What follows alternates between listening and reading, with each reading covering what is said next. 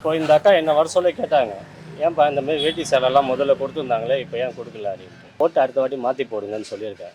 இது வேஸ்ட். இது ஒரு தமிழர் திருநாளை வந்து வேஸ்ட்டாக பண்ணுறாங்க. வேட்டி சேலையே கொடுக்கலங்க, இல்லைன்ட்டாங்க. நீங்களும் பாருங்களா.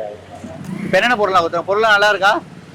வேஸ்ட் அரிசி ஒன்று, எதுக்கும் உதவாத அரிசி ஒன்று, சர்க்கரை, அவ்வளோதான்.